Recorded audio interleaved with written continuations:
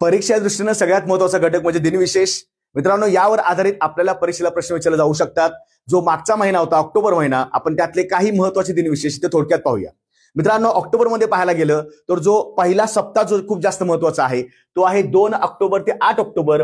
आपण भारतामध्ये वन्यजीव सप्ताह म्हणून साजरा करतो। मला मित्रांनो कमेंटमध्ये उत्तर सांगायचंय तुम्ही की जर वन्यजीव सप्ताह 2 ते 8 ऑक्टोबर असेल तर आंतरराष्ट्रीय वन्यजीव दिवस केव्हा असतो, तुम्हाला कमेंटमध्ये उत्तर द्यायचं आहे। 5 ऑक्टोबर मित्रांनो जागतिक शिक्षक दिवस आहे आणि 5 सप्टेंबर हा राष्ट्रीय शिक्षक दिवस आहे, कन्फ्युज होऊ शकता, लक्षात ठेवायचं। 7 ऑक्टोबर हा जागतिक कापूस दिवस आहे।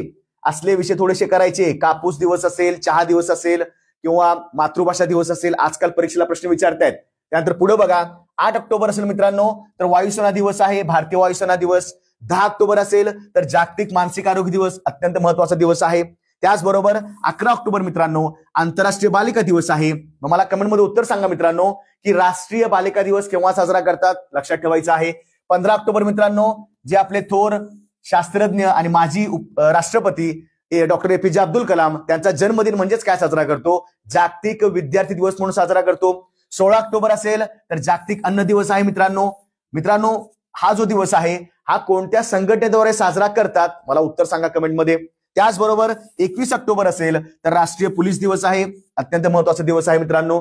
त्याचबरोबर 24 ऑक्टोबर असेल तर संयुक्त राष्ट्र दिवस आहे मित्रांनो। याचं मुख्यालय मला सांगू शकता कमेंटमध्ये, लक्षात खूप मोठी आंतरराष्ट्रीय संस्था आहे, लक्षात ठेवायचं आहे। 31 ऑक्टोबर असेल तर राष्ट्रीय एकता दिवस महत्वाचा आहे मित्रांनो। यावर आधारित आपण एक स्पेशल रील सुद्धा घेतली होती, म्हणजेच कोण तर सरदार वल्लभभाई पटेल यांचा जन्मदिवस आहे एकता दिवस। तर लक्षात ठेवायचं मित्रांनो, असे जे दिवस असतात ते आपल्याला परीक्षा दृष्टीने खूप जास्त महत्वाचे असतात। तर व्हिडिओ कसा वाटला नक्की सांगा, लाईक करा, शेअर करा आणि सबस्क्राईब करा। जय हिंद।